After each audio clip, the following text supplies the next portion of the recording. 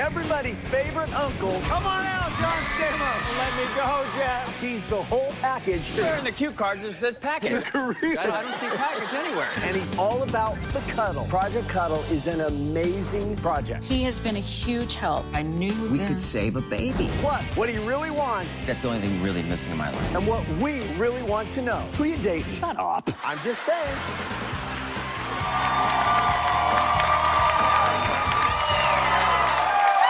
Hello, hello. Roll it. All right, a little about me. I'm recently married. I work with my wife on this show, and I'm learning how to be a dad to two amazing kids in a blended family. I'm hosting a talk show because there's a lot to talk about. This is the adventure. Let's go. Welcome to the show. Have a seat. Thank you very much. All right, so let me just... John Stamos is here.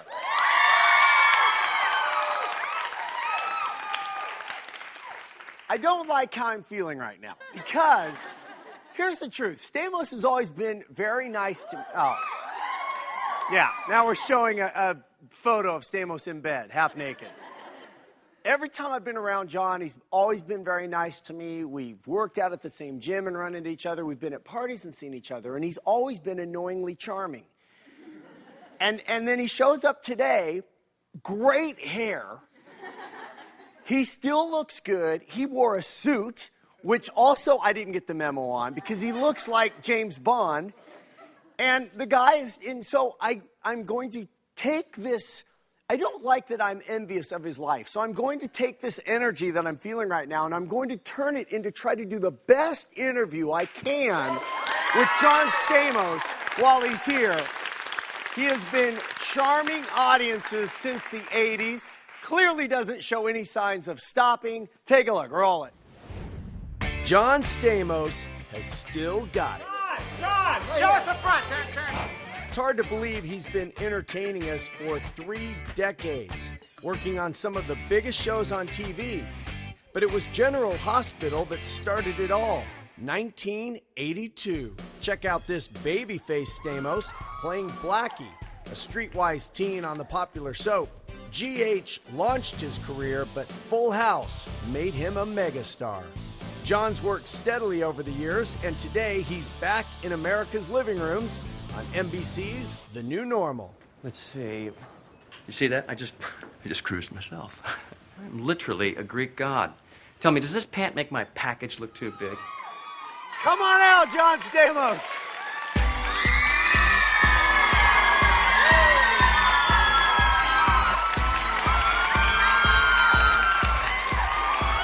Hug me. Oh, Let me go. Don't let me go, Jeff. I'm here for you. I'm here for you. Look at him. There's All right, a sit handsome down. man right there. Sit down. I got to tell you, I've known Jeff for quite a few years, and I'm so proud of you. Congratulations on your show. Because I always thought that he was so much better than Ryan Seacrest, that he should have his own show, and here you are. And I'm happy to be on here. Thank you for having me. Yeah. So, the great thing about having a show is you really can be incredibly honest. Look at the dimples on this kid. Hey, look at that. Are those real? They're real, John. They are? They are. They are real sexy. So, are you... I don't need him. Why am I kissing his ass?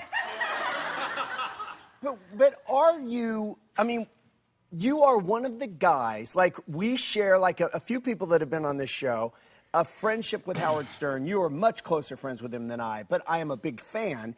And every time he introduces you on his show, the bit is how good-looking you are.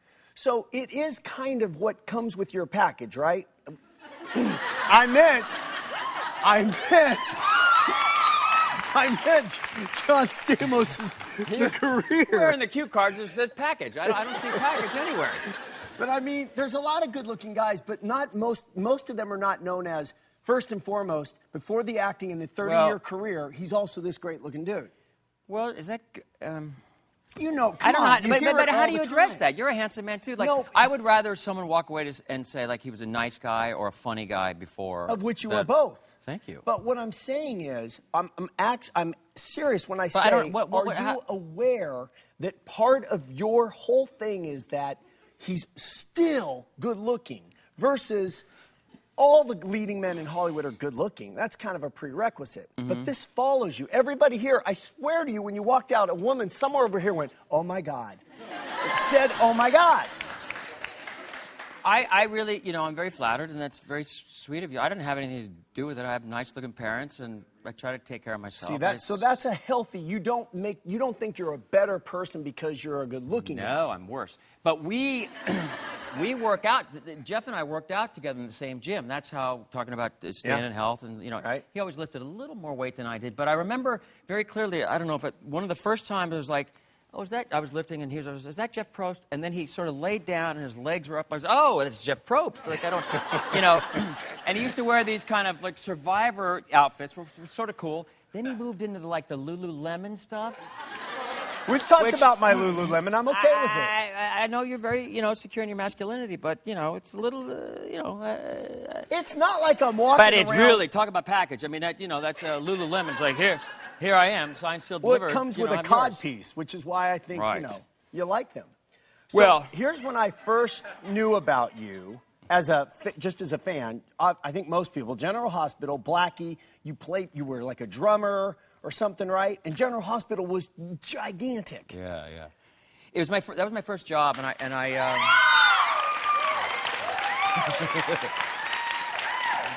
How old are you in that photo? I was 18, and I'm 49 now, so a while ago. It was a blessing. I mean, I was so lucky to get on. It was such a huge show, and Blackie was a character who was going to come on for like 5 episodes and then get killed.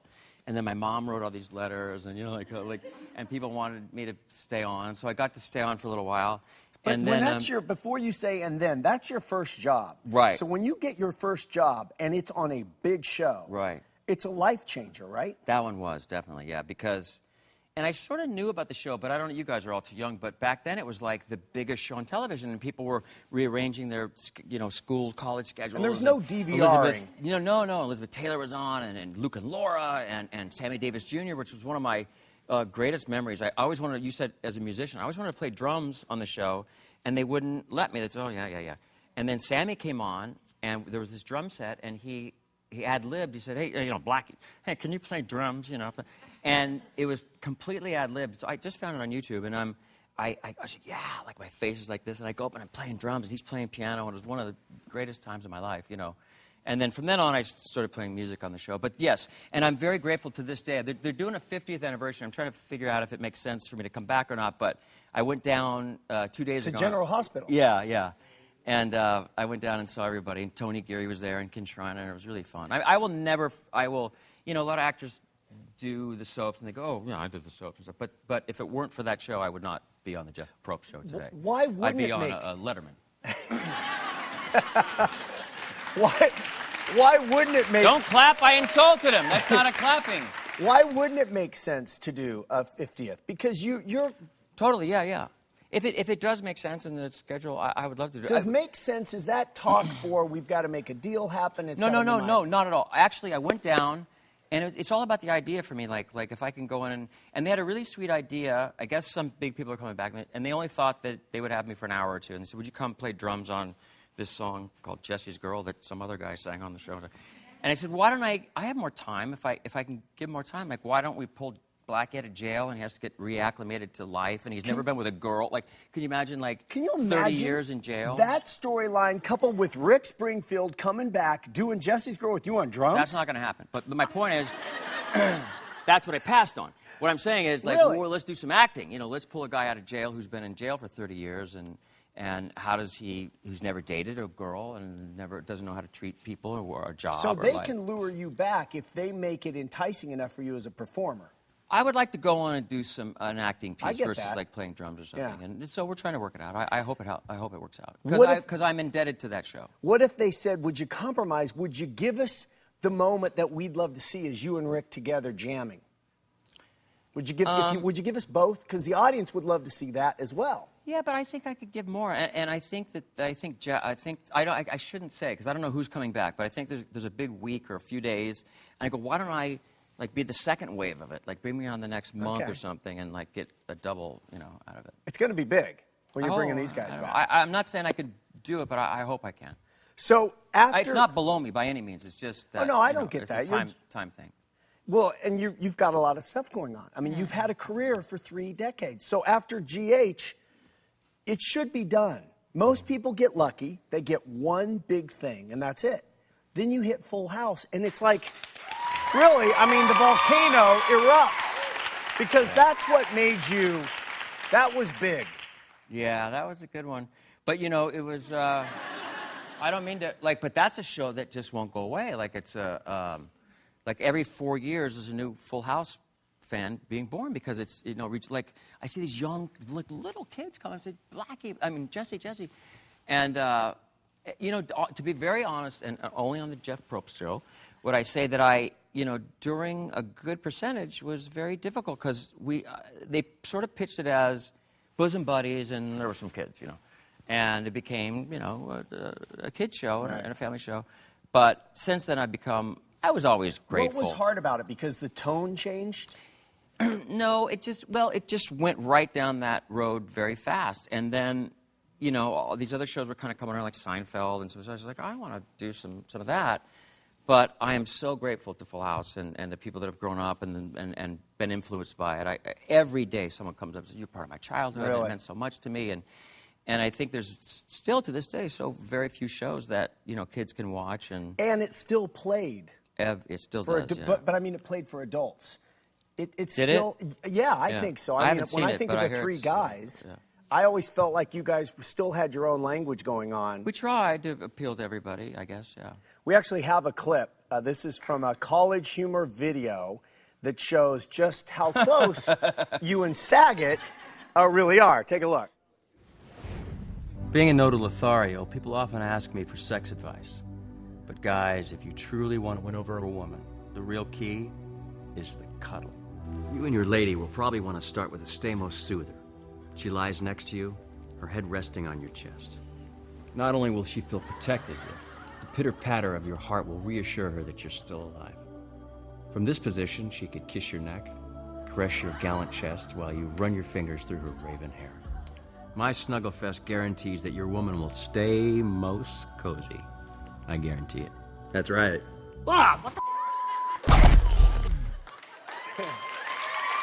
Stamos Cozy, I like it. Coming up.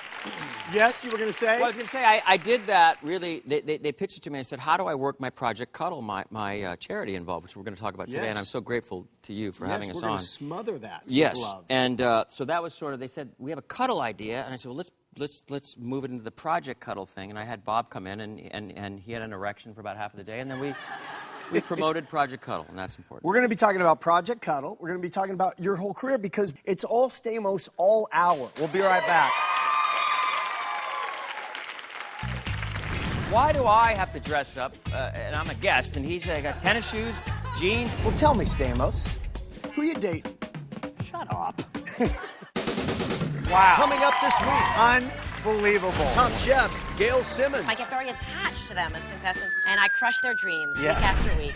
Then she grew up pretending to be a boy. People identify themselves as they choose to be identified. You know him from Loveline, Celebrity Rehab, and so much more. Dr. Drew Pinsky, joined by Adam Carolla. Just because his parents told him his poop didn't stink. I'm in therapy.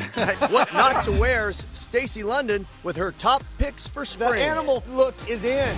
Justified's Walton Goggins. I used to have a man crush on Clooney until about 6.5 minutes ago. And Lisa Rinna shows off her new clothing line. Hang on for that, everybody. It's all this week. Cheers. On the Jeff Probst Show.